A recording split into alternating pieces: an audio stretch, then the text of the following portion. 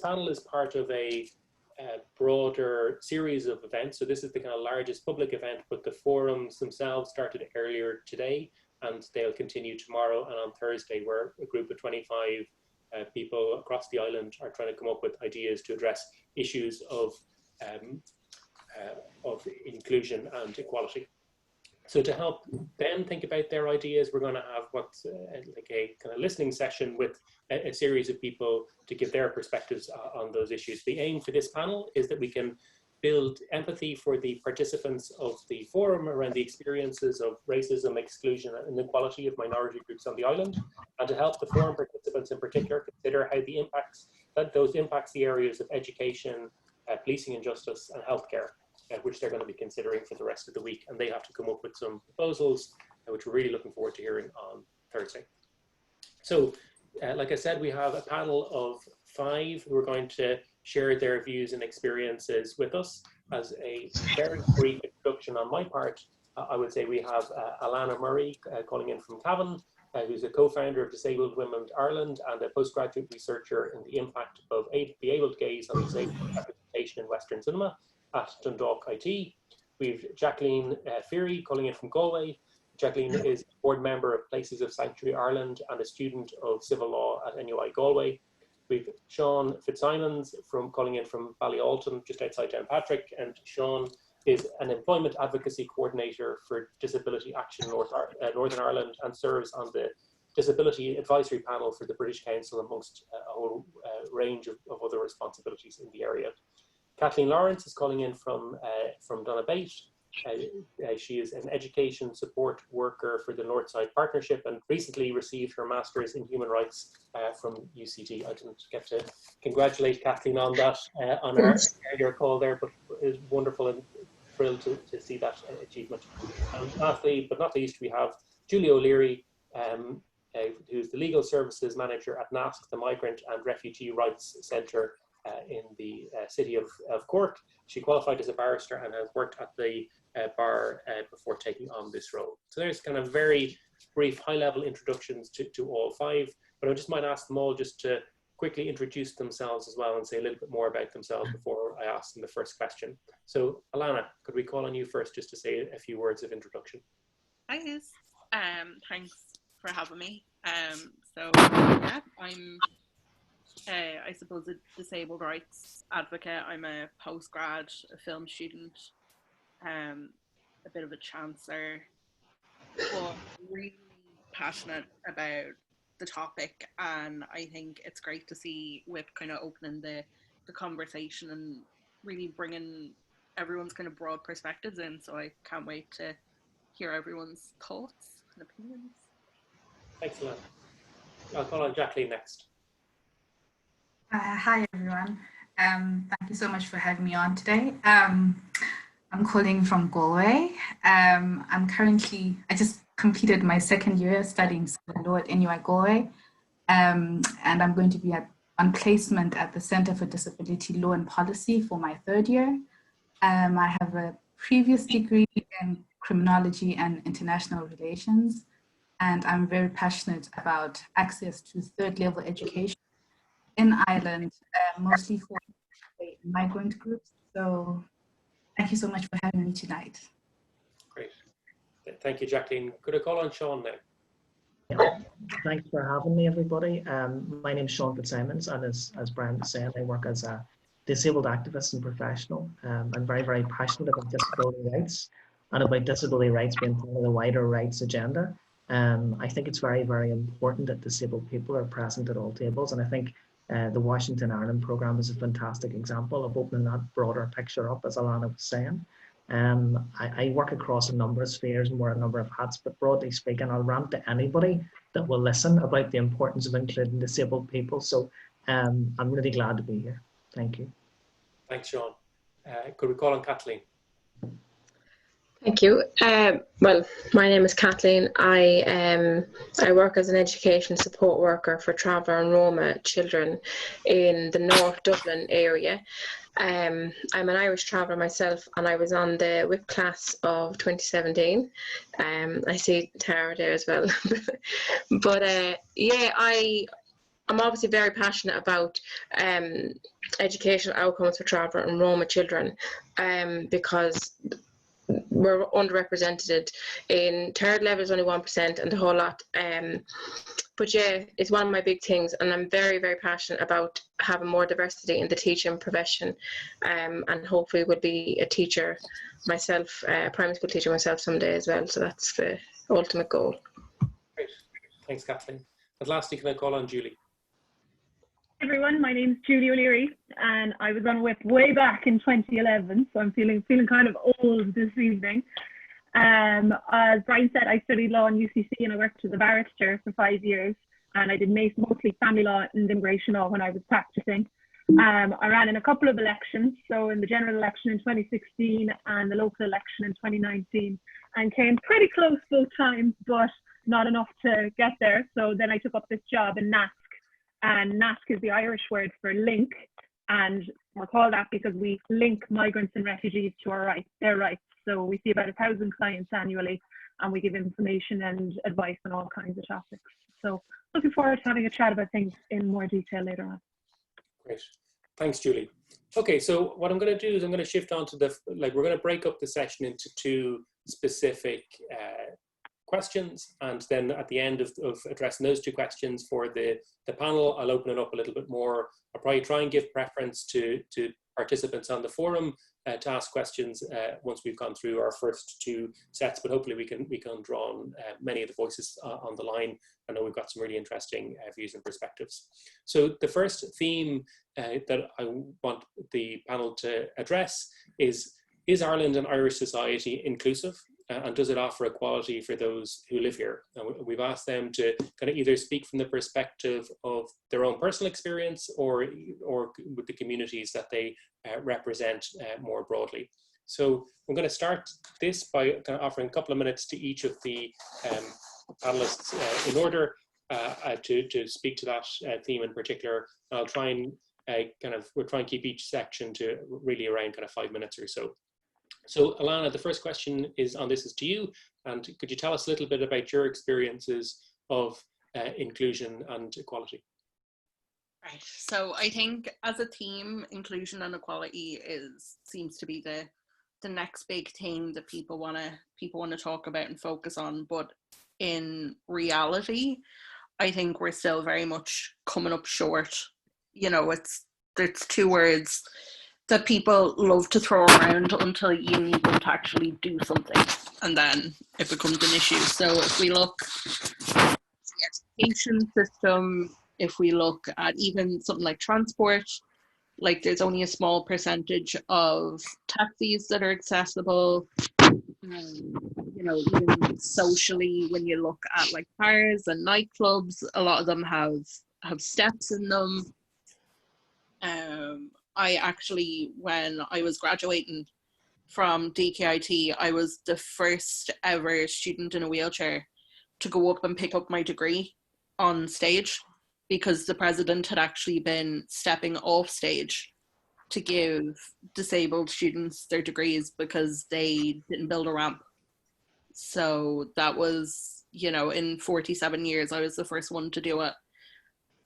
So I think in terms of inclusion, equality, a lot of people kind of talk a big game, particularly with disability, but then I think it's very much a systemic thing that needs to be looked at. You know, when you kind of, and it's going to sound like a pop at the current kind of government, but when you look at the current programme for government, the first line talks about disabled people as patients, and it really medicalizes the lives of disabled people, when actually I think it's more of a societal and a cultural shift that we need to look at. Because when you're automatically looking at disabled people as patients, then you're effectively ignoring the idea of housing rights, social inclusion, education, employment. You know, it shouldn't be ambitious to have a 6% employment rate for disabled people, but it's in the South anyway. It's currently sat at about 3%, which obviously is really unacceptable. Myself, coming from a film background, I actually had to look at other industry options, because anytime I went to go for a job, they would say that I was great for the job, but because of Ireland's building laws and a lot of their studios being in old buildings, they weren't accessible. So I couldn't work there. So I think when you kind of have to look at it from the top down, and even from the ground up, like looking at what we can do to kind of hold people accountable, and how we can really kind of shift the outlook from medical more to social. Right. Alannah, I think like that, as I was hearing that, I think there's a couple of different themes there. One around, like, you're talking about physical infrastructure, but it's really interesting you're like that, thinking about the systemic and the kind of mindset issue. I presume you think well, what do you think around that mindset? Is it purely governmental, or do you feel it's kind of more wide? Do you find it in other parts of, like, do you feel that disabled people come across that across Irish society? I think it's a mixture of both. Like, I don't think you can have the societal without the governmental, and, you know, kind of vice versa. You know, when you look at the policy that, you know, Ireland has currently and kind of how it's laid out, it is very medical, which kind of stems from Ireland's past with institutionalization of disabled people. And, you know, there's currently a couple of thousand people under 65, disabled people, that are living in nursing homes at the moment, because there's no adequate supports for them to live independently. So, and that's just the way it is. That's the policy. So I think when you look at it that way, you know, with people aren't used to seeing disabled people integrated into society, because they have been, you know, kept away for so long through infrastructure, through attitudes, through massive austerity. And I think without kind of looking at it from a government level and kind of integrating people into society and actually making them feel like stakeholders in their own lives and their own futures, then you won't get a culture change. Okay, well, thanks for setting the scene there. If it's okay, I'm going to move on to, like I said, we'll come back to all of these topics in a little while. I just want to make sure we get across the panel. So Jacqueline, if it's okay, I might call on you next to address that question as well from your perspective. And like I said, we're kind of breaking up the panel into two different themes. The first is around that kind of experiences of inclusion and equality, and then afterwards we're going to try and, which I suppose trying to, I suppose we're really trying to understand the issues of exclusion and inequality to some extent, and then where we can think about things that we can work to address them, which will be the second part of the panel. So I think Alannah has very clear, like, has been great in outlining that experience from a disabled woman's perspective. Could you maybe ask, Jacqueline, could you give us your perspective on this kind of question of, you know, is Ireland and Irish society inclusive, and does it offer equality to those who live here? So could you talk about your experiences of inclusion and equality? Thank you for that. The idea of inclusion in the first place is, I think, one of the first things that should be asked, like, what does it mean for one who's in direct provision to say that they're included into society? Because the first thing that you experience is exclusion per se. You're put in a center and you're separated from society, but then there's an assumption that you should integrate, be part of Irish society, but then you're removed from it. So for me, my personal experience is that in the first place, you need to ensure that you don't allow that exclusion to get to you, and allow you to actually exclude yourself from society. And that's like one challenge that I find a lot of people have. Like,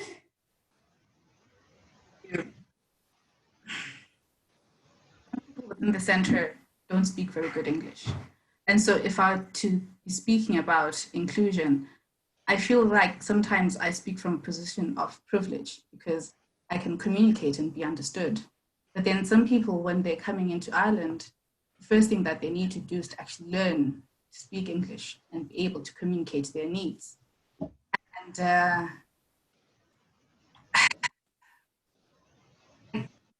there are classes where people are going for English lessons, and that helps. But then that doesn't really help you to actually get to know the people that you live amongst, because you're already separated from everybody else. And it's then hard to then take that step and get to know people. And I feel like the one thing that really helped me in the center was that there are a lot of groups in Galway, like the Malting Potluck, where people come into the center and then, in a sense, invite you to come out into the community. And that has been, like, those kinds of examples are my examples of welcome into Ireland, because that's how I got to know people within the society, but then what to expect. Like, little things are so different. For example, if I were to talk about access to education, currently I'm on scholarship, a sanctuary scholarship at NUI Galway. And education is this one great tool that I can say can be used to foster integration and inclusivity. But then it's from a institution to state program per se, because the universities are offering the sanctuary scholarships. It wasn't the state that suggested that the best way to include people into society would be kind of have these kinds of programs. And so it isn't on such a large scale that it's actually making a huge difference. A lot of people are still being left out. And when I was applying in 2018, I remember some universities were offering sanctuary scholarships, but then they were offering them to people who are under 25. And that excludes a whole bunch of people who are in the direct provision system, because most people are older than 25. So you're thinking, okay, well, I'll get to know what Ireland is about and challenge my own views, better myself, improve my chances of one day contributing to society. But then first thing that you need to do is to actually get an education and then contribute and be part of the workforce. But then even getting to that, like when you're trying to actually go out into the workforce, right now people are being given like a work permit and it's an A4 paper, whereas people use the GNIB card and the stamp 2 and stamp 3. A lot of employers don't understand what that work permit is. And so the minute you take it out, you're suddenly just, in a way, excluded from that opportunity, because they don't understand that, well, you have the right to access labor force, but then it's only for 9 months, and as long as things don't change. And so that means that a lot of people are just working in this, like, working in healthcare. They can't really access like the kind of jobs that they would have probably been doing back home or have the capacity to do here in Ireland, because excluded, because employers don't understand the work permit. So there are a lot of little things that are excluding people from society, and there needs to be change from a state level before there can actually be a talk of inclusion. Thanks for that, Jacqueline. I think it really strongly links into what I think there's, well, I see a similarity between what you kind of Alannah's points around the medicalization and the perspective of like categorizing the disabled community, and like what's at the same time your point around like developing policies of inclusion. It's like there's intention, obviously, within the direct provision system. It's almost intended to remove you from society at the start. So then what can we do to address that inclusion? And then you're talking there clearly about access to education and access to work and how it's done on a piecemeal manner. So thanks for sharing that perspective. So I'm going to continue on with our, again, we're trying to keep everyone roughly to 5 minutes, which has been great so far. And we're going to get a view from Northern Ireland now from Sean. So Sean, could I ask for your perspective and to speak to your own personal reflections on this theme of Ireland and Irish society being inclusive, and does it offer equality to those who live here? So what is your experiences of inclusion and equality been? Thanks, Brian. I think very much, as you said there previously, to build just on what Alannah has said and what Jacqueline has said, there is very much an issue around the othering and stigmatization of disabled people, has been my experience. Disabled people are in a position where they're more likely to live in poverty, they're more likely to be in health, they're more likely to be homeless. And I think a lot of that arises, or everything from that stems from the fact that their rights are not being realised. Alannah had mentioned the medical model, and that is deeply, deeply ingrained in the North as well. And equally that kind of idea that you're a subject of charity, and that anything that you get that you should be grateful for and thankful for. And I think a lot of that needs to be overcome. I think sadly we're fighting against the backdrop of things like political austerity, which I know has been mentioned already. I think that has done huge damage, and I think it's almost the last taboo, one of the last taboos, where it's still acceptable, to view people through that kind of lens of you're either an inspiration or you're a scrounger, and you're nothing in between. And I think that's hugely damaging for disabled people, because it's kind of like, well, why are you not a Paralympian? Or, you're not working, you must be an absolute drain on the system. And there doesn't seem to be any middle ground. And I think one of the big challenges for us is that there is that lack of visibility. And I think the more of that can happen, the better. I think that'll only happen over time, but I think that needs to come, and it needs to stem from the realization of our rights. Anything less will not change that. I think of late, one of the big things that has really, really opened our eyes in the North around us has been the reaction to COVID. And I know there's been mention made already about people being moved to nursing homes, and that's a major issue here in the North as well. And it's something where it shows you the absolute dangers of people not having their right to live independently, because effectively you have individuals who are moved out of settings where they are safe into areas where they are completely unsafe. And we know the huge damage that COVID is doing. We've also seen issues around right to receive equal treatment should you get COVID. And that again is an eye-opener, because it kind of puts that kind of value on, well, what is the value of this person's life? And that deeply ingrained medical model thinking is all pervasive. So it's something, sadly, that I think it's going to take a bit of time. I think there's brilliant work going on across the island. One of the other things that I would say, just in kind of closing on this bit, is we need to have a think about how do we support disabled people's organisations, and how do we fund them, and how do we sustain them? Because I think there's a lot of talk about the sector and everything else, and the sector does great work in some circumstances, but we need to look at how do we support disabled people in their organisations, because as it stands at the minute, there's a lot of talk in the North anyway about how the third sector is going to be devastated by this, and its capacity is going to be even less. And this is after a decade of political austerity. So what happens to those DPOs, those disabled persons organisations, who maybe don't have any funding? So it's something to think about. Great. Sean, thanks for sharing that. In terms of maybe just one follow-up question, if that's okay, from a kind of all-island perspective, do you see that there, and I'm, know through your kind of work, you probably have more exposure kind of across the island, but like, do you feel that is there a significant difference in like attitude, like compared to Northern Ireland or Ireland, or between Northern Ireland and the kind of UK more broadly? Like, is there a difference, or like are the issues like extremely similar no matter which? I think in my experience, and it's only in my experience, I think they're broadly similar wherever you go in the world. I think in this part of the world we are in a lot of ways quite fortunate in terms of there are a lot of different things that are positive. We can't take away from that, but they're broadly quite similar challenges the world over. Thank you. Okay, well, I'm going to shift on to Kathleen, who's going to kind of share her perspective as well. So again, Kathleen, roughly kind of 5 minutes we have, and for people that are listening on the call, if you have questions that you'd like to kind of raise to the panel, I just ask if you wouldn't mind sending them. There's a chat function in the system here, and you can send them to Quiva, who's going to start kind of collating them, and we'll start calling on people shortly.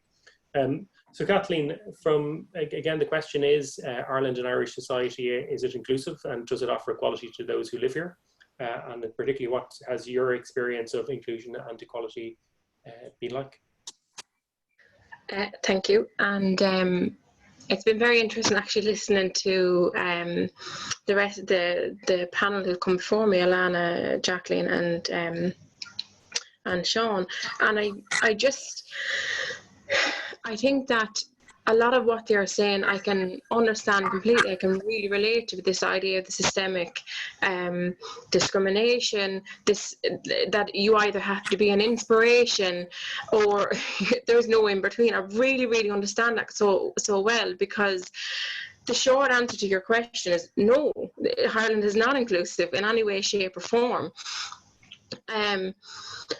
But realistically, like, the likes of travellers like myself who are visible, you know, kind of, we're advocates, we work in the traveller and Roma sector, and we're really very vocal online and really kind of having to stand up and be a voice for our community, because otherwise what you're met with is walls and walls and walls of hatred and racism and discrimination. And I'm very, very much aware that I do have a certain level of privilege in the fact that I understand with the idea that with the Black Lives Matter movement, which is having a resurgence at the moment, because obviously it's been there for a long time, but it's having a resurgence at the moment in America, and it's having this response worldwide, which is really, really important. But what's really, really hurt me over the last couple of weeks when this has been resurgent is that the same people who are talking about Black Lives Matter, and again, vitally important, are this also some of the same people who turn around and call a knacker online and wishing that all travellers die by coronavirus. Like, this is, they turn around and they're selective with their anti-racism. And as said, I am very much aware of the privilege of the fact that as a white Irish woman, I don't face discrimination or racism in that aspect. And I also have a privilege because I pass as an Irish settled woman. So when people look at me, I don't have the perception, I don't have that stereotypical look or the idea of what people have of travellers. And for most of the people who are probably looking at this, you might be going either, what the hell is a traveller, or I might be the first type of traveller that you've actually seen or heard speak or whatever. I'm not sure. But the fact of the matter is that I'm visible because I've chosen to make myself visible. I went into an area of work that I put myself forward in the line of, there's a level of hatred that I experience outside of my own community because I put myself out there. But at the same time, they don't see, like, my daddy drives a lorry, right? He's not in the dole, he drives a lorry. But he doesn't exist in a lot of people's mind because he's not an inspiration or he's not in the dole. Do you know? And again, that's not hasn't got to do with anyone on the dole, because I know there's so many different reasons. I've been in it before. But it's about this idea, basically, you're either a scrounger, either a drain on the system. And again, I understand exactly what the previous panelists have been talking about. This idea that you have to be amazing in order to be able to justify your right to exist. And the fact is that traveller funding has been cut systematically across the board, even from, if you go back and look at policies and stuff that have been put out about travellers over the years. The very first one in 1963, the Itinerance Commission report, travellers used to be known as itinerants in the eyes of the government. And one line that I will never forget for as long as I live is, there will be no final solution to the itinerant problem into their assimilation into the general population, which is basic cultural genocide. And we're not being murdered in our thousands in regards of a physical abuse and stuff like that. But what is happening, our culture was stripped away to the point that we are merely shells of our former people, which is horrifying. And it does scare me, the fact that I know from personal experience with my own family, extended family and friends, if there were guards that had guns in Ireland, there'd be a lot more travellers dead. And I have no qualms about saying and stand by exactly what I mean, because I witnessed a guard turn around and say to a traveller man, "Do you have children?" And when the answer was no, he kicked him between the legs and said, "I'll make sure you never have them." Right? There's Roma people who were in mainland Europe who were their fertility was taken away from them. I can't remember the word now. It's one of those. They were sterilised. Then you have the stuff that's happening, basically, the fact that people are turning around and say, "Oh, but sure, that was years ago." It's not happening now. In 2018, for the presidential election here in Ireland, one of the presidential hopefuls, Peter Casey, in October, turned around and said that he wanted to put all travellers into an education camp in the Phoenix Park, that we'd have no choice. He made the blanket that we were all uneducated, right? And he wanted to put us all into education camps. It's this type of thing that's happening. And then a lot of travellers anecdotally turned around and said at the time that they experienced more racism and discrimination based on this, his attitude and him being, entitled to his free speech and saying what he wanted. I experienced it myself. I had a couple of incidents around that same time that were a lot more aggressive and a lot more scary than the general, because usually people say it online and you don't have to face them. But I was in a college in university in Dublin when I had an incident where I genuinely was absolutely terrified because this young man reacted the way he is. But I could say all of this different stuff, and a lot of the panelists have said it even better than I have already. But the idea that Ireland is inclusive for anyone, for people who are disabled, people of colour, people who are in direct provision, for travellers, for Roma, Ireland is non-inclusive, and are very often seen to be patting themselves on the back when they go to Europe and talking about, look at all this brilliant stuff that we're doing. But the reality is that people on the ground are not experiencing any of this imagined inclusion. And the last point I'll make on that is that, at least in regards to statistics, traveller men live 15 years less than the majority population, and traveller women live 11.5 years less than the general population. We only represent less than 1% of the population of Ireland. So to put that in context, I will be 35 in October. I am currently middle-aged in regards of my life expectancy in Ireland. My father is 54 since February, and my mother would be 54 next week. They're old aged at this point. This is the reality of travellers in 2020, and this is what we're living with. Thanks, Kathleen. Thank you for sharing. And I think, I suppose I asked all of the panelists to speak to kind of personal stories and experiences. So thank you for, I think, certainly kind of contextualized it there, like it's not but people. So I'm going to move on to Julie. Then I know Mark Finn has a question that I might come to before we shift on to the next question. If more people have questions, please do keep them coming to Viva. So Julie, I'm going to come to you last. I suppose I put you last intentionally. I suppose I was conscious that you're speaking slightly, obviously from a personal perspective, but also from an organizational one too, given your work with Nasc. And again, the question from your work on as a barrister and your kind of experiences in kind of public representation and through your work with Nasc is to answer that kind of question again. Is Ireland and Irish society inclusive? Does it offer equality to those who live here? And maybe you could speak to the broader experiences of an inclusion and equality from the people that you've worked with. Yeah, sure. I think kind of building on what Jackie said earlier, that her very first experience in Ireland was here's this direct provision centre and this is where you're going to live and it's outside the rest of the community. I don't think we can say that Ireland is inclusive for the migrant community. They kind of say sometimes that, you know, the very act of migration, that you come and you cross the border and you have to leave some of your human rights behind. So whether that's access to employment, whether it's support from the state or access to education, you might have had those in your country of origin, but you might not get them in Ireland. And I suppose we see that in the challenges that our clients face in accessing employment, in accessing housing, and I suppose how those challenges affect them so much more than anyone else in Irish society. If you talk about work, so access to employment, Jackie mentioned there some of the problems with access to employment for asylum seekers. First of all, they have to wait for 9 months before they can even contemplate looking for work or accessing the labour market.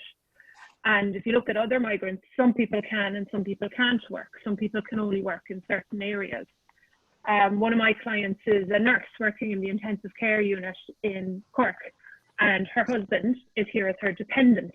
And because she had a diploma rather than a degree, he can't work. So he's on what we call a stamp 3. So from her salary, they have to pay their rent on their apartment in Cork. They have to look after their family and their small child, and they have to support both of their parents back in India. You couldn't say that they're included, that they're an equal family in Ireland, because he can't work because of that. If you look at, I suppose, access to supports or state support, the state will support you, but maybe only so far. I have another family that I work with, and there's a young Irish boy, he's I think 2 at this stage, but because his mum is undocumented, he doesn't receive child benefit. So a supposedly universal payment isn't granted to him. And because of that, he's more likely to be at risk of poverty, malnutrition, needs more support from other organisations. And we kind of repeatedly see that families from a non-EU background are more likely to be at risk of poverty. Housing, I suppose, is the biggest problem facing kind of any sector in Ireland at the moment. Certainly affects non-EU migrants and EU migrants more. You're more likely to be renting. You're more likely to be in precarious, low-paid work, and therefore it becomes so much more difficult. If you look at direct provision, we currently have 1,000 people that are living in direct provision who already have their status. So they could move out. They're allowed to leave, you know, they're here, they're permanently here, but they can't because it is so, so difficult. And I have clients coming into me that are heartbroken, that are so upset because you're emailing and you're ringing and you're phoning and you just can't get a reply back. There's a Syrian family that I know in Cork, and they have 5 adults and 6 children living in one small house, and they're looking and looking and looking for somewhere for the others to move out to. But it's just very, very difficult when you have a name that doesn't sound Irish, when you wear a hijab, to go to a house viewing, to have a bit of rapport with the landlord, to try and convince them and sell yourself to them. And we see it again and again. And I think it varies from kind of an inner kind of bias to out and out racism. So people saying, oh no, I could never rent to someone from India, or I could never rent to someone like that. And then we see it having effects on families and on children, on people that are living here, because you're much more at risk of homelessness if you're from a non-EU background. And I think all of those challenges are just so much more serious for our clients and the client base that we face. And I thought it was interesting there that Kathleen used the word assimilation. And I think we kind of see it as well in the migrant sector. Like, you know, we like to talk a big talk about the Ireland of 1,000 welcomes. And I think people on a personal level are welcoming a lot and friendly. And there's plenty of people that do want to go out of their way. But we seem to focus our efforts on that lower level rather than the systemic level that you actually need to make change. So we love the idea of, you know, kids playing GAA, being, you know, recruited into local clubs, and we'll launch funds and we'll give funding for those kind of small projects. But yet we can't improve accommodation, access to education, and those kind of things that would actually make a real difference for people.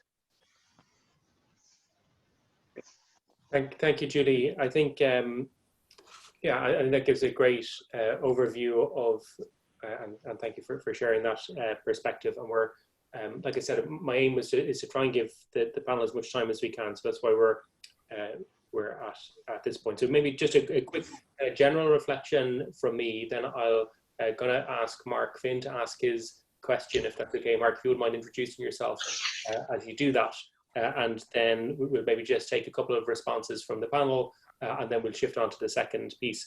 I'm just struck, as I reflect on some of these questions, I suppose the assumption in the question is, and I think Kathleen, I really appreciate you just calling it out, of saying, okay, like, is Ireland and Irish society inclusive, and does it offer equality for those who live here? It's like, well, there's even if that's an aspiration that we have to kind of realize what the experiences of people who are excluded and suffer from inequality, and to kind of understand those voices and perspectives. So as I was thinking of and listening to you all, I suppose there's an angle on this around whether it be kind of internalized. This is some of the other language I've seen around commentary around the US. I think you've all touched on issues of issues that are kind of either internalized, so whether that be kind of a perspective on the disabled community, or perspective on the traveling community, or like, it's all like internal perspectives that we have to own to some extent. There's interpersonal interaction of the reality of Kathleen, your description there of either your experience in Dublin, or the experiences that you've seen of others, of personal behavior. You've got then institutional actions that are there on policies of individuals, or on individual organizations, and you also have kind of the structural, which Julie, you were talking to there at the end, around thinking beyond just the issues like housing and others, and how do we respond to them, or going back to Alannah's point at the beginning around the kind of programme for government and our aspiration for our society, and how does that kind of link into the structural work of the government. So I was conscious of kind of Sean's point around just the jumping between inspiration or estrangers, is the phrase that you used, Sean, and another one that I thought you used, which was powerful, Kathleen, was around like people who are visible, and I suppose the opposite to that of thinking about the people that are invisible. So there's kind of people that we see, and then there's also the kind of the larger group of people that are affected by all of this. So there's, I hope, some just very brief recapping of some of the issues that have been raised. Mark, can I call on you just to offer a quick kind of your question, and then I'm going to pose it to the panel. Yeah, sure. Thanks, Brian, and thanks to everyone on the panel for really interesting insights and for sharing there. So the question I had was, everyone's kind of spoken a lot about the need for that wider level systematic change. So whether that's proper housing supports or proper kind of accessibility within buildings, it's kind of come up at that sort of wider level. I suppose for the other side of the change, the kind of individual biases and things people might have, I'm curious what the panel thinks on whether that's something better done at kind of a wider national level, or at that kind of community level through those smaller events, and I suppose how best to change hearts and minds. Great. Thanks, Mark. Appreciate that. Would anyone like to kind of respond to that? Because I think it leads into our next section, which is around things that work with, again, aiming for to inform the WIP Forum participants in particular around things that are useful. But does anyone on the panel have a response to that question from Mark around kind of how change is best delivered? Go for it, Kathleen. Yeah, I'll keep it brief, but I think it's actually a very important question, because you can turn on and talk about the problems all day, and there are a lot of them. But what I really think is important is, like, as one example, if you look at the teaching profession, and the fact that they're young children, travel children, Roma children, children from low income backgrounds, children of colour, the whole lot across the board, they're not represented for the most part in the teaching profession. People with disabilities, the whole lot, not represented. But along with that lack of representation, there's no core training in the teaching curriculum. When teachers are doing their initial teacher training, there's no training, so that initially, while we're trying to bridge the gap and to get more representation in schools, there's no actual proper anti-racism, cultural awareness, human rights training that is core and mandatory to the initial teacher training. And I think if that was done at that level, that if you do not do this training, and obviously it would need proper input from people of all different communities, make sure that the training was robust. If you had that at that level, and then you also had training, that similar training then for all frontline staff like guards, nurses, doctors, people who deal with the public every day, if you have that at a basic level, the rest of the stuff then would be, which is longer term, can be, you can start making changes for those. But I think one of the things that would need to be done almost immediately is to have that type of training. And I think that would start to make a bit of a difference. Great, thank you, Kathleen. Jacqueline? And just to add on to that, I feel like there's also a need for just individual effort. Like, I remember when, I think it was in 2017, 2018, I was in college, and there were times when I was coming back to the center from college and I would be on the bus. And the bus would be full and there'd be a seat beside me. But then you'd find that people getting onto the bus, people prefer to stand than come and sit with me. So after a while, I developed this thing of just putting my bag on the chair. That way I didn't feel that exclusion. So I feel it's also about the individual, making that first step, just getting to know somebody, or if it's like people come into the center, there's like, what's that? Meetings every Friday. That was before COVID and everything changed, but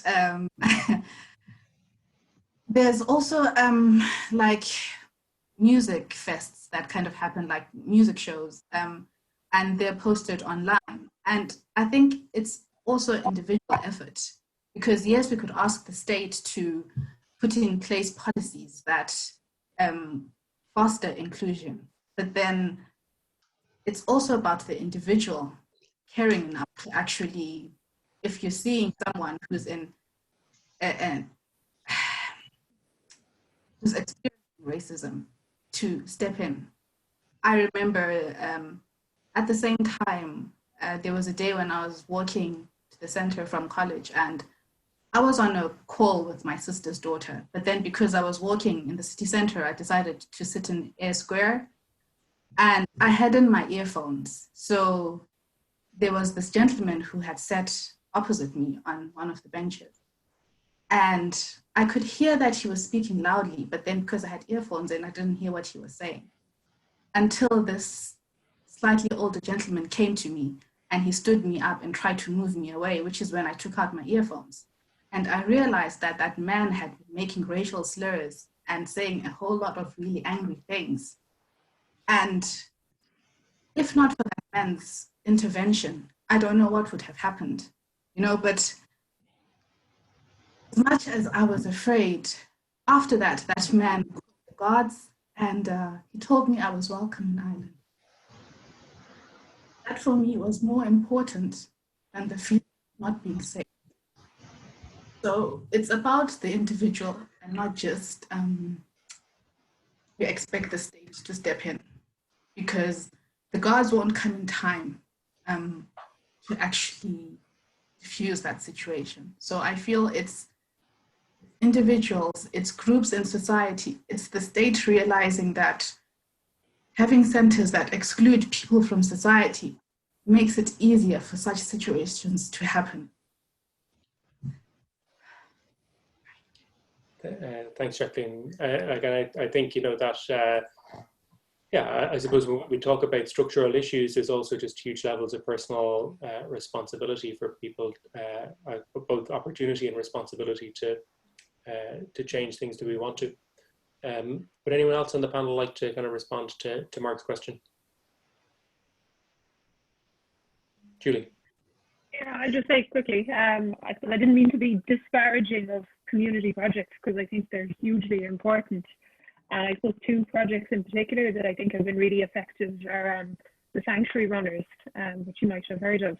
And it was a running group that was started in Cork, but it's nationwide now. And it's just about running. And I think, you know, running's a great leveler because you just put on your running shoes and you go, and everyone's pretty much the same when you're huffing and puffing and you're trying to get around your 5K or your half marathon. And I think that's those kind of projects are how you win hearts and minds, and how you make the small changes that kind of demystify it, you know. So it's not, oh, you know, these people living in that centre up there. It's just someone that you go running with, and that it just normalizes things for people and can change people's perspective. And another project that we work with in Nasc is the community sponsorship program. And this was piloted last year, and it lets a community group come together to sponsor a refugee family. So they kind of do a bit of work, they do a bit of training, they raise some funds, and they find somewhere for them to live. And then they're matched with a Syrian family usually that are resettled directly to Ireland. So it means that instead of coming to Ireland and not really knowing anyone, you're picked up from the airport by your new neighbours, and there's a kind of a plan in place to resettle you and help you get to grips with where you're living now. And I think the participants in that, they find it hugely rewarding, and it really changes their perspective on what it must be like to come to Ireland not being able to speak English and have to get to grips with everything and kind of start over. And I think those kind of things really are what probably changes people's minds and makes people more aware of the biases that they carry, and what we all kind of need to do to combat them. Thanks, Julian. I think it's, you know, it's good that we've covered kind of a couple of different ranges in the answers to Mark there. Well, if it's okay, again, in the interest of time, I'm going to kind of move on to the second phase of the kind of second round of questions, and then I'm conscious I do have a whole number of questions. I know I'm not getting to yet from the participants. We'll have another go at the end. Before I move into the second kind of round, I would say as well, WIP is going to send out a very, very brief questionnaire for people at the end of this, just so we know who's on the call and to know what you've kind of gained from this experience. It means the world to us that you fill it in. Like I said, it should take 2 minutes for you. So if you wouldn't mind at the end of this call, like I said, you'll get an email from WIP, and we'd greatly appreciate you just answering those very brief couple of questions.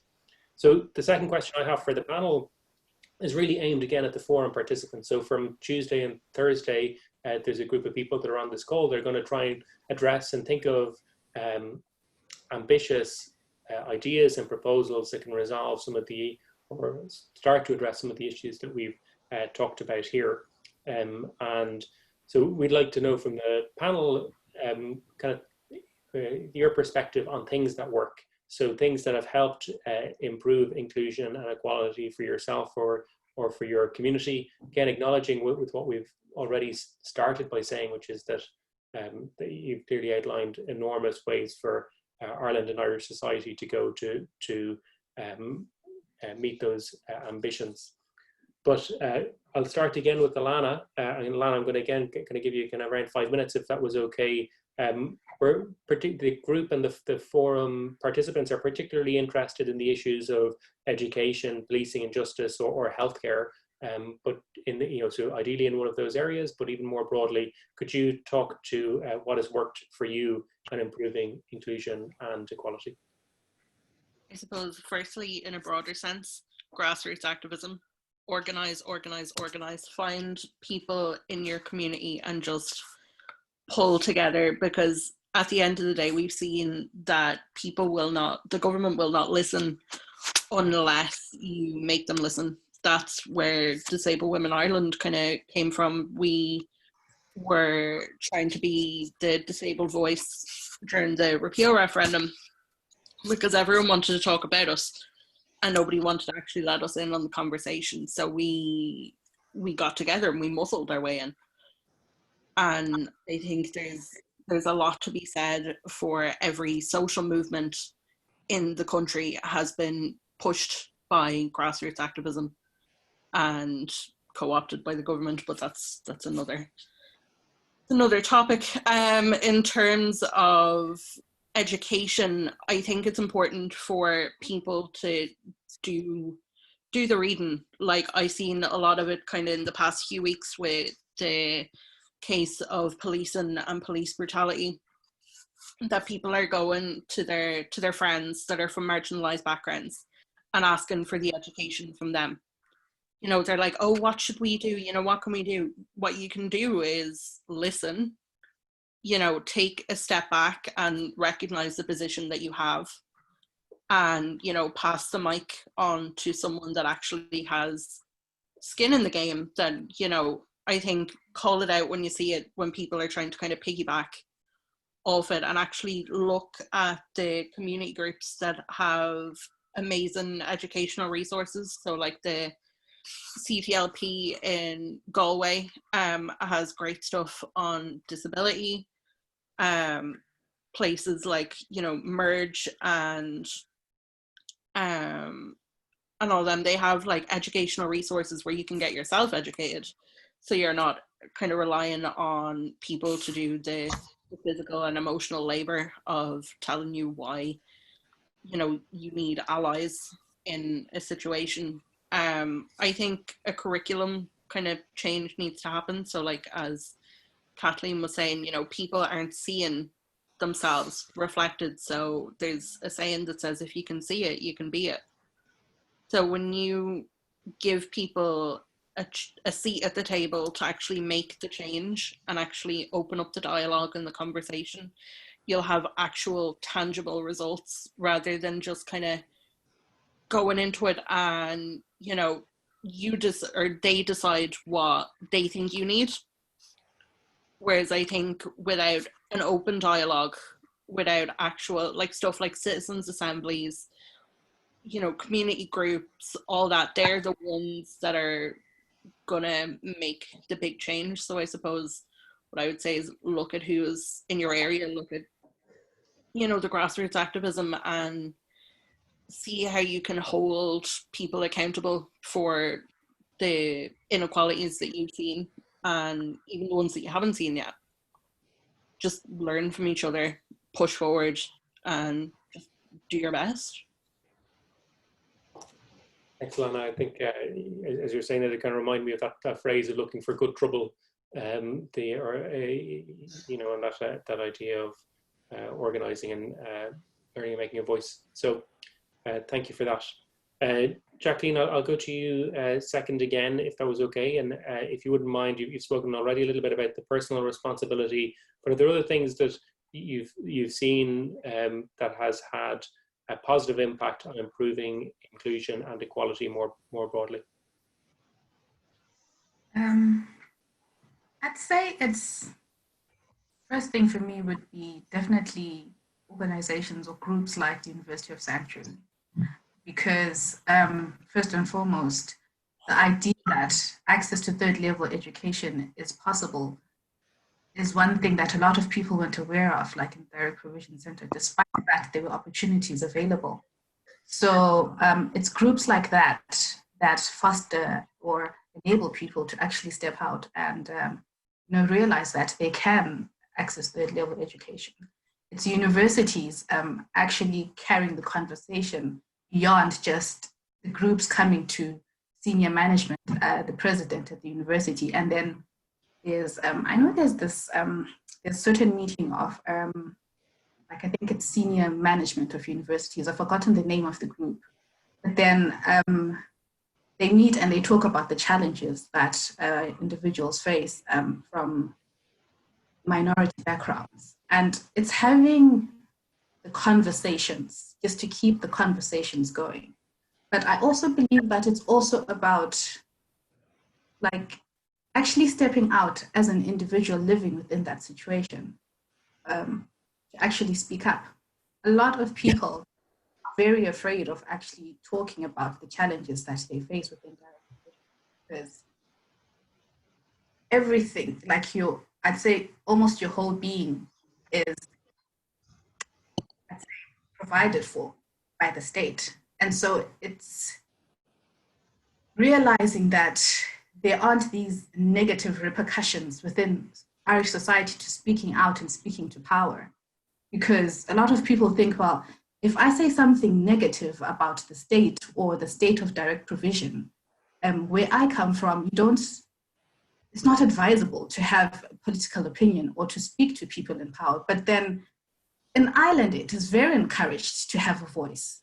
But then there isn't great awareness within centers unless a person has actually stepped out to go and find out, or they're in university or in a college, or maybe they've had interactions with people in society and they know, oh, well, you know what, you won't find yourself in prison if you speak out and say, well, I don't think it's, within health and safety precautions that during COVID, there's 8 people living in a room in direct provision. I'm not going to lose my bed if I speak out about things like that. So it's having to have the awareness that there isn't any negative repercussions to speaking out. And that has to come from people who are in power, be it's local representatives, actually going and telling people that we want to hear what you have to say. So I guess there's that. And with regards to healthcare, personally, I would say that there really isn't much that I'd say I see. Like, with access to healthcare and direct provision, yes, you get a medical health card, but I know of people who need procedures and they can only be done in Birmingham. And because you don't have status, you can't get access to that procedure. I have a friend who passed away. He came to Ireland and he lived here about 6 months and he had a heart condition. And because he didn't have status, the level of healthcare he received wasn't the best. And the only way someone who has a terminal condition can get better access to better healthcare is if they're granted status. And so in those instances, I really can't say that I've seen any changes, positive changes. Rather, I feel like there's a need for a lot of activism, because my friend wasn't the first person who passed away from a heart condition while in direct provision. 2 years ago, another Congolese man passed away. And the only way to get access is to get a sort of amnesty of sorts. And so there isn't much that I've seen in that area that I can point to.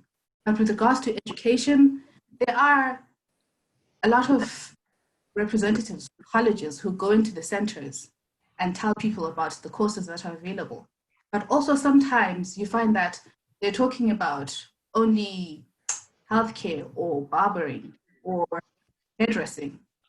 And there's positives, but then there's also a few negatives in that regard. Jacqueline, thanks for outlining that. Sean, could I come to you again? And I suppose as a reminder of the question, it's around considering what is effective, with the aim of inspiring the WIP Forum participants around kind of issues in education, policing and justice, or healthcare. So what has worked for you or for people you work with in improving inclusion and equality? Are there things that we can learn and try and build from?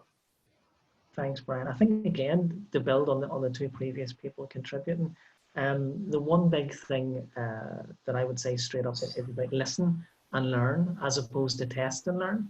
I think particularly around those issues of education, policing and justice and healthcare, they are predominantly things that are controlled at government level. And what in the North anyway, typically what will happen, this all sounds very negative, I have to say there is good practice too, but a lot of the challenges that we would see and face are where there is this kind of, we'll consult with disabled people, and there then is a bit of a backlash when something is put in place and it doesn't work, and it lasts for 2, 3, maybe 5 years, depending on what the measure is, or longer. And it then gets to the end of that period and they go, you know what, we didn't get that right. So it's what damage does that do in the meantime? Whereas if there was a real concerted effort to ensure that disabled people were involved at the very start, that there is meaningful co-design and co-production, they would get a service that is for them, that works for them and ultimately will be a win for the government as well. So I think that's the big thing. The listen and learn is a major thing. The other thing that I would say that is very useful for us when we're looking at all those things in context is the challenge ableism where we find it. And I know that Jacqueline and Alannah have both touched upon this as well. So that might be at the local level in the street. That might be in someone else's behaviour that you see happening. And it goes back to that issue of modelling, which I think is incredibly important. And I think the previous people are absolutely right. It's top down and it's bottom up. So it's challenging that where we find it. And another one that I think is quite relevant to this, and I've seen it of late, and you probably have seen it yourselves, is when we look to challenge, as an example, politicians, we should be challenging their policies as opposed to attacking them as individuals. A very common thread and recent thread is about how President Trump has been attacked because of his perceived disabilities or conditions. That's the type of stuff that we need to call out, because that's, you know, if we're happy enough to call the president out in his behaviour around disabled people, yet other people in time are going to challenge the way he walks or stuff like that, we need to be aware of that. We need to check ourselves. The last thing I would say around those issues is to be a good ally. I know from what Kathleen was saying previously, you know, human rights are human rights. We have a lot of common threads running through here. So if you see something that you can support, if it's a Travellers' Right event, if it's a women's event, if you see something around disability, don't be afraid to throw your hat in the ring either. I think there's still an awful lot of fear around disability. People are afraid of offending people. And it might be, and I know Alannah touched upon this, it might be useful if you know somebody close that's disabled to have a chat with them around certain things and you know, open up that way. Generally speaking, we don't bite. And I think it's overcoming that fear, you know, and having those conversations. And the more that happens, the more we will see, you know, more allies and stuff like that. So I think that's my kind of key three things. Great. Thank you, Sean. Kathleen, I know you've already spoken to the need in education. I'm sure you can speak to more if you wish. But again, from your perspective, could you tell us what has worked for you in improving inclusion and equality? Is there good things that we should be trying to build on in education, policing and justice, or healthcare? I am actually going to try and keep this as positive as possible, because I know this is about actually inspiring people to change or to help them with ideas and stuff like that. So I will try and come up with some solutions. I will say one thing, and again, from what the panel have already said, it's very much, when it comes to being a good ally, it's not enough to, I've read it, in the last week or so, I read it or heard it somewhere. I can't for the life of me actually tell you who said it, but it's not enough to not be racist. You have to actively be anti-racist, and that goes for discrimination as well in every way. And you also can't, in order to be an ally, I can turn around and I can talk about experience as a traveller woman, on my own experience, and I am an expert in my own experience, but I'm not an expert in all travellers' experience, because again, we're not a homogenous group. We have our own individual personalities and are across the spectrum in all walks of life. But I cannot speak on behalf of people who are disabled or people of colour or Roma people. I can be an ally in those situations. But in order for me to be an ally, that doesn't mean talking over them or trying to talk for them, because that's not a good ally. If you're in a space as an ally where it would have a value of having, if it's about travellers or if it's about Roma or people who are disabled or any kind of, if you're in that space and there's no one from that group there, then you do everything in your power to get them into that space, because they're the best people to be able to make changes. If you're trying to change policy and stuff at that level, then you need to get the voice of the person you're talking about into that room in some way, shape or form. And the person's, because you cannot, realistically, where you can, obviously you can try and advocate for someone. That's really, really important. There's certain skills and stuff that you need to do that. But in a space where the voice of the person would be of an asset, then try and get that person into the room, or try and get someone from that community or that group into the room. And that's just in the general sense, but it can't be tokenistic, obviously. There's no point having someone in the room just to tick a box. They need to be able to be an active participant. In regards of education, obviously, I've spoken in that, but I do really think, and this is what people, the effect of racism and discrimination can have a lifelong effect, even if it doesn't seem like it's that big of a deal at the time. Like when I was in primary school, I wasn't taught Irish, right? Despite the fact that I am Irish, it was part of the curriculum and it was everyone else to learn. I wasn't taught it because I'm a traveller. And I was taught specifically by a teacher, you don't need to learn it. You won't need to learn this, you're only going next door. Next door was a traveller training centre. And that's what I was taught by a teacher when I was 10. Turns out so many years later, when I actually went to college for the first time and started thinking about actively what I really wanted to do with my life, and I said I wanted to be a primary school teacher. And guess what? You need to have Irish. So the fact is that teacher years ago when I was 10 took that away from me. Now, she took it away from me for a short amount of time, obviously, because I'm actively learning Irish. I won't go into the whole leaving cert this year, even the calculated grades. I'll leave that for someone else to talk about. But the fact is, I'm making changes. I'm taking the long road. But she made that difference without even, like, it might have been a subconscious bias and her in her own right. It might have been that way, but she made an actual change that if I decided, oh, it's just too hard to learn Irish, or if I didn't have support from different people, I then wouldn't be able to become a teacher, because she decided when I was 10 that she took it upon herself to decide what type of education I should be having. You know, just because of the ethnic minority that I come from. And I think that's what we need to really be aware of, to make, there is the individual thing. I very, very much agree with what's been said, that we need to make, as individuals, we need to check our own biases. We need to make a change. We need to step up when we see racism or discrimination happening. And sometimes we need to recognize as well that we don't, just because we don't experience it doesn't mean it's not happening. And for one, that experience, I was with a friend of mine late last year. We were going out for lunch, and I don't really use public transport that much because anxiety and the whole lot, but so I use my own car, so I don't really think about using public transport that much, or access to it, or anything like that. And so, to my own shame, when I was going on a tram with my friend, and the tram was packed and it arrived, and other people got in, and I immediately didn't think about the fact that she would need extra space for her wheelchair or anything like that. It didn't enter my head of that, because I didn't experience it. And it's those type of things that even we as activists, and even if we're from that community, or if you're working in that area, that because I didn't experience it on a daily basis, it never occurred to me that other people might be having those experiences. Do you know, even when we went to the Washington Ireland program in 2017, when I was there, one of the girls on the program, I was really excited to go and take a picture with an American police officer, because I understood my own fears of Garda here in Ireland, and the fact that I wouldn't call a guard if I was in trouble because of what the experience I would. Even now, I would be very, very reluctant to call a guard here in Ireland, because I would be afraid of their response to me as a traveller, and whether I would get the same level of treatment.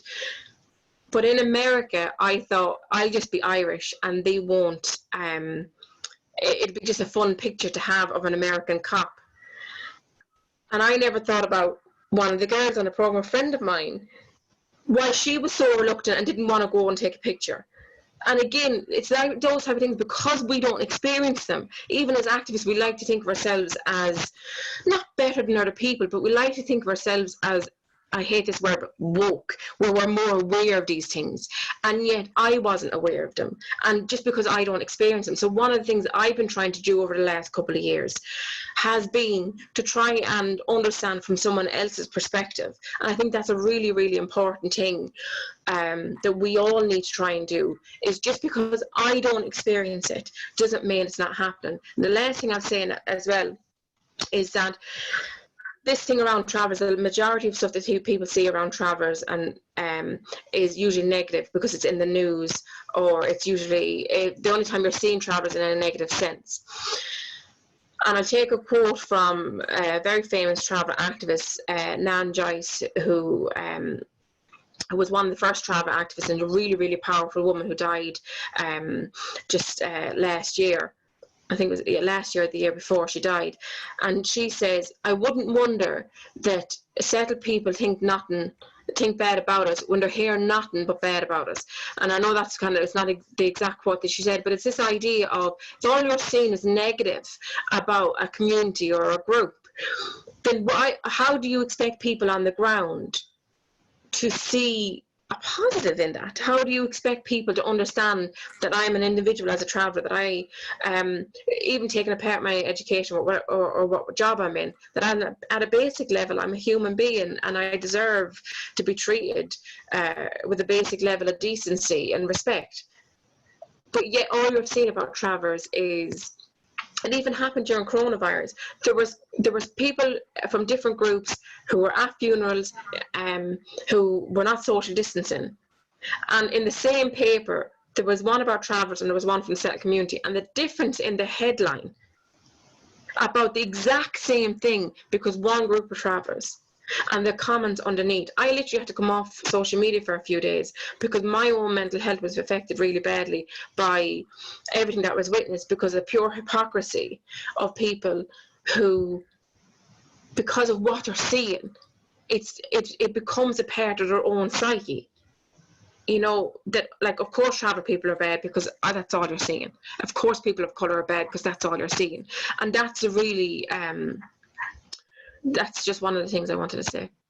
Sorry, I know I rambled in. No. Thanks for that. So, Julie, I'm going to come to you last here, and before I kind of open it back up to the floor for one or two more questions before we wrap things up. I'm conscious Mark's question might have stolen some of your planned answers for this, but because you've already mentioned some of the kind of community engagement, but would love to know your own perspective on other things that have worked in improving inclusion and equality for the communities that you work with. Yeah, I suppose I see my role as a lawyer to kind of advocate for people when they need me to, or to help them to advocate for themselves. And it's really kind of a case of knowledge is power, and making sure people can have access to affordable or accessible, you know, advice on their rights and entitlements. And, you know, someone coming out of a meeting with me and knowing that your landlord has to give you notice before they can evict you is suddenly able to, you know, level the bar, and their landlord isn't kind of holding over, you know, anything over them anymore because they have the knowledge to go and advocate for themselves. And I think that's a huge amount here. And I suppose, I mean, I think we've seen in the South that we can make big changes and big societal changes. And like Alannah said, and like most people said, it comes from the bottom up. So it came from a grassroots movement, and then it came through the idea of a citizens' assembly that was very effective in bringing people with it and kind of building enough momentum for a big change to actually happen. And if you go back to before the Citizens Assembly, back in 2012, we had a thing called the Constitutional Convention. And I was looking back at that today, and one of the recommendations from that, nothing ever happened on it, unfortunately, was to amend the Constitution to strengthen economic, social, and cultural rights. And if we had that, that would assist us in a lot of the things that we've discussed already this evening. And I hope that's something that we'll kind of see, because I think it will give people the tools, and it would help make the changes at the higher level and filters down to the day-to-day experiences of people that we're talking about tonight. You know, I think it's a lovely way of kind of highlighting that there's kind of opportunity for change at all levels, whether it be kind of the individual or the kind of community level, or, you know, so Jacqueline talked about the individual kind of responsibility for kind of engagement. Alannah, you've talked about the kind of need to organise and to coordinate. Sean, you've talked about issues of like sectoral organisations and supporting them, and the kind of the role of kind of the non-profit sector. Kathleen, you've talked about issues of things like schools and systems around like teacher training and others, which I know Mairead had a specific question around. But then also, Julie, then you're talking about the kind of legal frameworks and kind of constitutional rights. Like how do we give people the tools to access those rights, to kind of outline them specifically. So I think that's a nice way to cover all of that. Before I go to questions from the floor, just to give the panel some privilege, is there any comment that you'd like to make, or like a question you'd like to have to anyone else on the panel, or any kind of response before I move on to the next question? I'm going to go to Tara Grace, who has a question, I think, around kind of broader social narratives. So Tara Grace, I'll be coming to you in just a second. But is there any question or any comment from the panel? No, happy enough for the moment. Okay, well, Tara Grace, I'll cut to you then. I know particularly maybe that your to link up to what Kathleen was just saying there towards the end of this kind of broader social narrative. I thought that kind of your question kind of really links nicely in there. So if you wouldn't mind introducing yourself and asking your question. Okay, hi, I'm Tara Grace, and I was on the class of 2017, just for a bit of context of who I am. So firstly, I want to say thank you to all the panelists. It's been absolutely amazing. As somebody who is privileged enough to not have to face that very open, active form of discrimination in my life, it is always very eye-opening to hear people's lived experiences and the things that affect them. I suppose my question has two sort of facets, and it sort of developed as the conversation was developing, which was, I noticed throughout the course of all of your comments on the experiences you had, is this running narrative of hypocrisy from wider society towards minority groups, which is, I heard about the othering of people who aren't seen as, you know, in the mainstream, inverted commas, and the sort of infantilization and the medicalization of people who are from minority backgrounds, but then also this double standard of both people from other backgrounds being made to feel less than, whilst also having higher expectations to justify their own existence, which is a line that I find very shocking that somebody would have to say in 2020. So I wanted to ask, one, what is your experiences of having to deal with that hypocrisy in your own life, of both being made to take up too little space because you don't want to be a burden on society, and having to take up lots of space to justify your right to exist and to be part of society? And secondly, what does our society need to do to meet people in the middle? Because a lot of what I've heard is it's grassroots up, and, you know, I think a lot of some of this may have been answered already within, you know, how to be a good ally and how to encourage people to and aid people in being able to vocalize their own needs. But what else can be done from a state level to meet people in the middle and help those needs be addressed? That might be very long, but that's thanks for that, Tara Grace, and like maybe I'd happily let anyone on the panel, if they have an interest in answering. Sean, we'll start with you. And I'll just go with that when my brain is still working at this late stage of the night. I think it was a very, very good question, Tara. I mean, in my own personal experience, which I rarely speak about, I'm very mindful, and I know other panelists have said as well, of how privileged I am in terms of a third level education. I'm sort of educated at master's level. I'm fit and well enough and lucky enough to work full time. I'm working in an area where I'm listened to and I'm supported and all the rest of it. But I think there is a tendency, and I know this personally, as a disabled person, you tend to feel like you need to work so much harder to overcome that low societal expectation. So a lot of people have this perception that disabled people do certain jobs. And I have in the past been in meetings where I would work in the field of advocacy previously, and in certain health trusts where I've sat at meetings and medical professionals would come in and spoke to me as if I was a patient or somebody that was going to be advocated on behalf of. I think in terms of that meeting in the middle, I think the big challenge there is trying to, as much as possible, increase visibility, have it that it's normal, and that you know, workplaces accurately reflect the society in which they serve. I think otherwise the absence of that will make it very, very difficult to get that kind of middle ground. And I think that's the only real way of doing it. I think, how do we do that? The big challenge is around employment and how we open up employment to more people. As you'll be aware, I mean, in the North, it's typically 1 in 3 disabled people are in employment. How many of those are actually in full-time employment if they want to be? How many of them are pursuing a goal or a dream that they want to?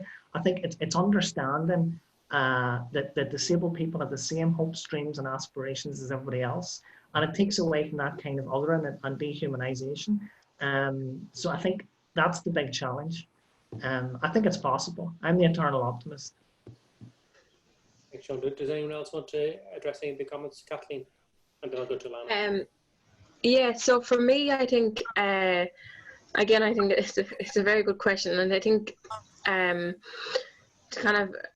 would very much agree with what Sean says in this idea of the majority of travellers are actually unemployed. It's like 84% of travellers are unemployed. And of those who are employed, they're usually employed in travel organisations, because those are the only organisations that are hiring travellers that are out. And what I mean by that is that I have 4 brothers. I've obviously come from a big family being a traveller, but I have 4 brothers and 2 sisters. Now my 2 sisters are stay-at-home mothers, but my 4 brothers all work.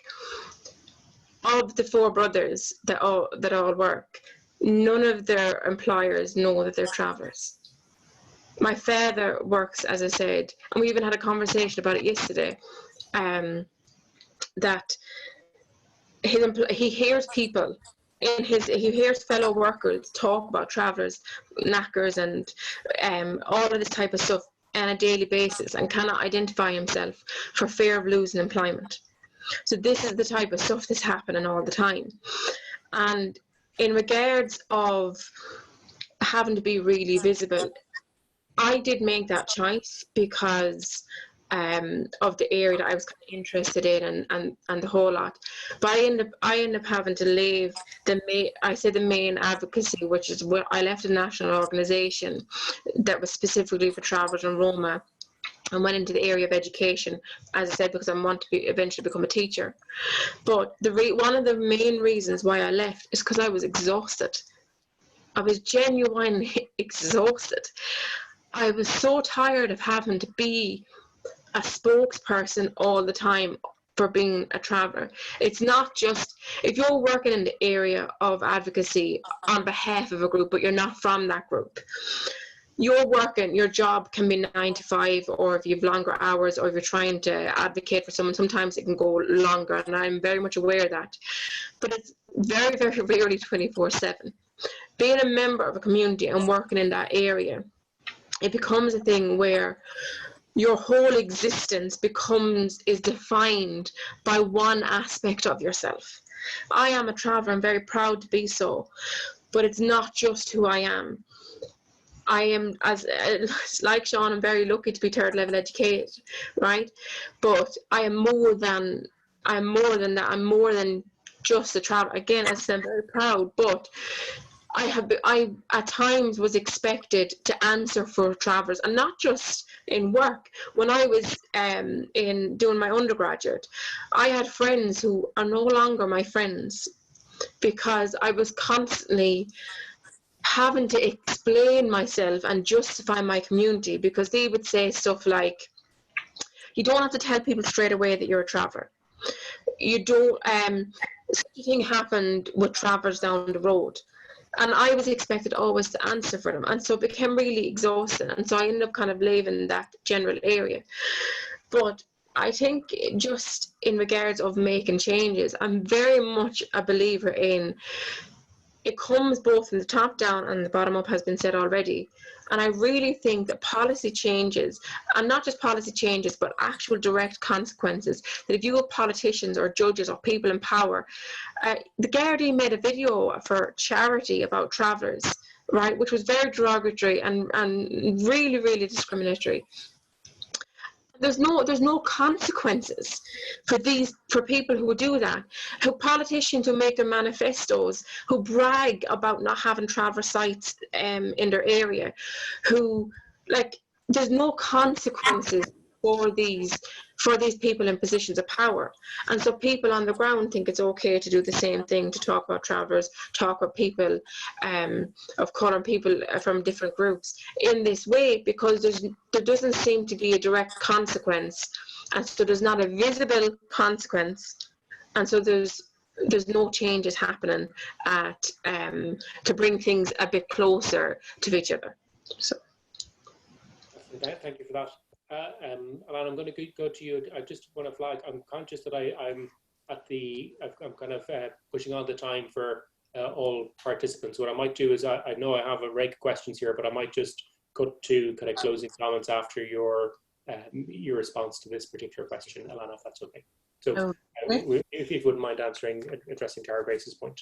Yeah, so I think the big thing on how we meet people in the middle is that we include disabled people in campaigns that aren't about disabled rights, you know, that we exist outside of that. So, you know, as someone that was in the student movement, you know, stuff like talking about, you know, sexual health, talk about disabled people there.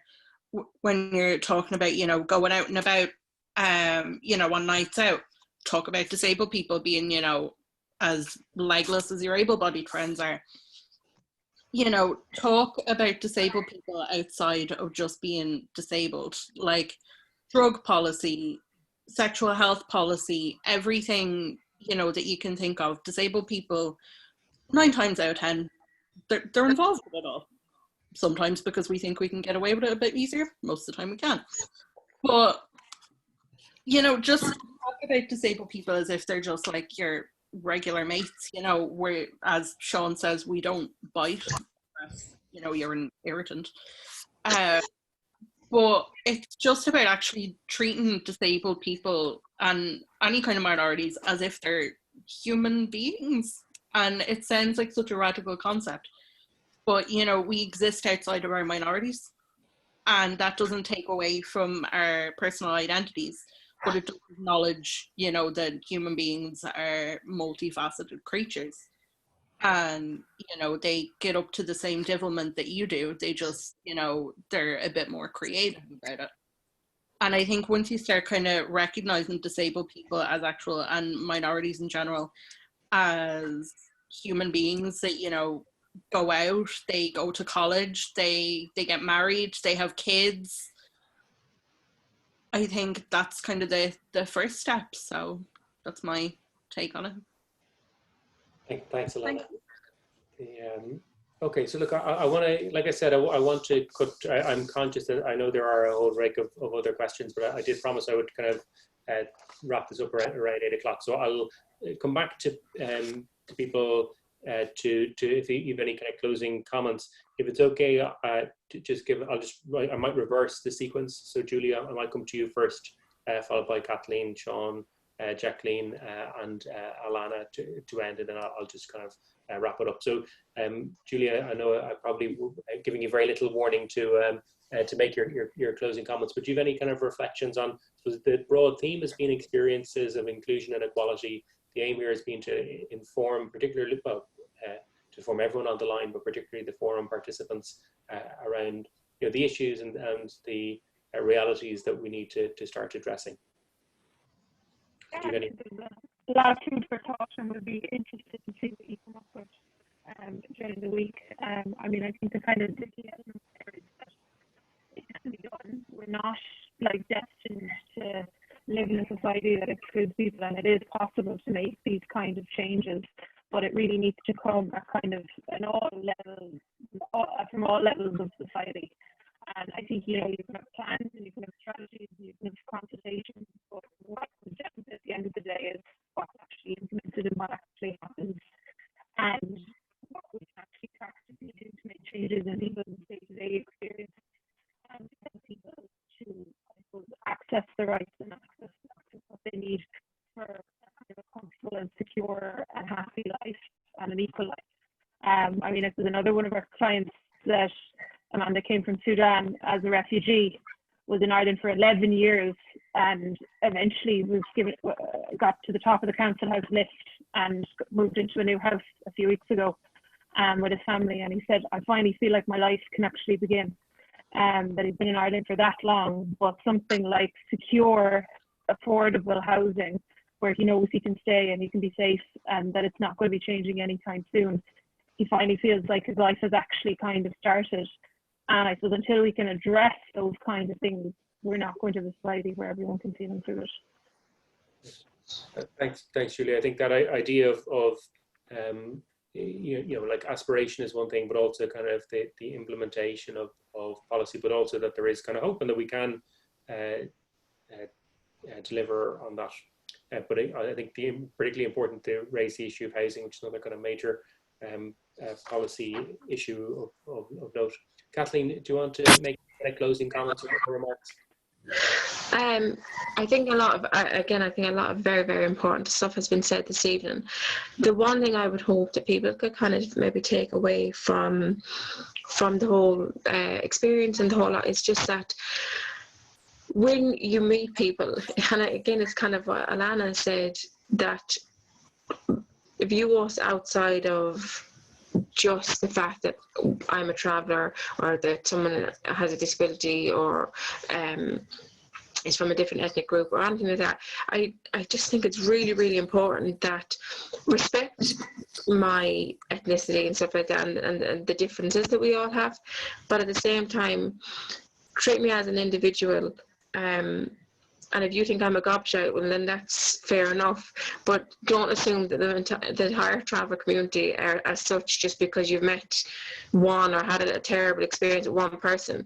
Because if that was the case, if I viewed all settled people based on a couple of minor experiences, then I wouldn't have friends, very, very, very good friends from the settled community. I wouldn't have a settled partner. Like, it's just, like, I just find it so funny that people make that judgment of business. Everyone is the exact same from travellers, but yet treat everyone else like there's murders happening all the time that are not got to do with travellers, but all of a sudden, like if something happens like that, every traveller must be the same. And I would just hope that if that's what you take away, that to treat us as you find us, as opposed to what your original perceptions might have been.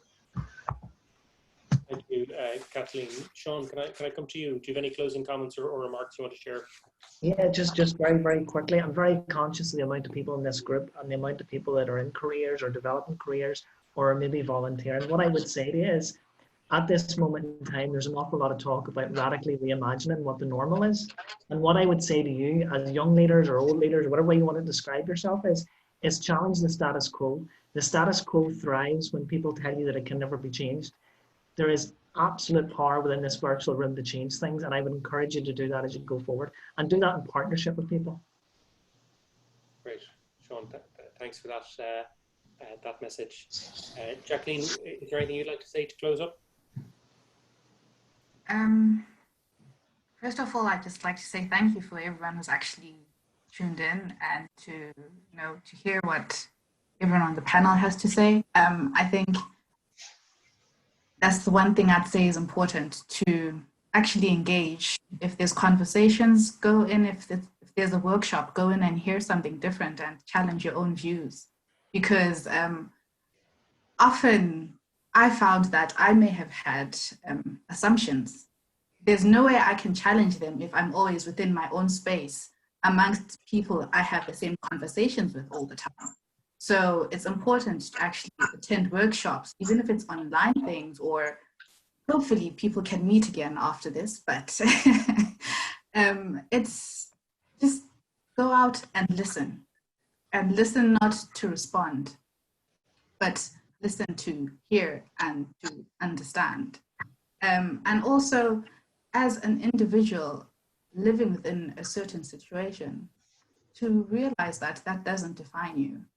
I feel that's been very important, because then you're able to engage without feeling defined. And when you go out and engage, ensure that in your own way, you contribute to the conversation being had about you. Because unless you step out and actually contribute to that conversation, the stereotypes will continue. So for people who are ethnic minorities to personally challenge your own fears of engaging. I feel that's just as important as people in society being open to hear and challenging their stereotypes or perceptions, as a person living in that environment to actually go and say, well, I understand what you're saying, but then this is the truth of the matter. So I feel the responsibility is on all of us as individuals to just keep the conversation going and listen with an ear to understand and to contribute to change. Thank you, Jacqueline. Alannah, the final word from the panel is going to you. So is there anything that you'd like to say? The big thing is think about social policy as much as, you know, healthcare and other policies. Challenge governments that say that austerity is the only option, and normalise minorities just existing rather than being there as a source of information or discussion. Thank you. Okay, well, look, I think just as a very quick summation of some of the themes that we've talked about, if we do have an aspiration for a society that is equal and inclusive, we've talked here about issues that are structural, that are physical, that are political, that are educational, they're social. They cut across work, education, politics, society, personal behaviour, and there's opportunities for change, whether that be individual, community, organisational, political or legal. I think some of the voices there around kind of supporting people to have their voice heard, encouraging others to do so, thinking about kind of co-design and co-production. I suppose if you are in positions of power or responsibility to kind of use those to make sure that all voices are heard. So I really appreciate it. You know, I asked for personal stories and for people to share their perspectives. It's been a privilege to listen to everyone on this call. I've learned a lot too, and there's a lot for me to consider personally and organizationally in response to some of that too. So I'm not immune from any of those issues too. So things for me to think about, and also for WIP, and I hope for the WIP Forum participants more broadly. But as always, it's a pleasure and privilege to speak to everyone who's on this call. I really appreciate your time. My thanks again to Caoimhe, who has done an extraordinary job in pulling together the forum more broadly. From our own homes, we're now running 2 parallel WIP programs, which is challenging, and but it's a real privilege to work with Caoimhe and indeed Sammy as well. Thank you, Caoimhe, in particular for your work tonight, and to our panelists. Could I just ask, if you're on the line at the moment and you're on mute, if you could you unmute yourself, and if you're in a situation where you could, and to pass on our thanks, and maybe we could just have a very quick remote virtual clapping of hands for our panel to do something similar. At least you can hear.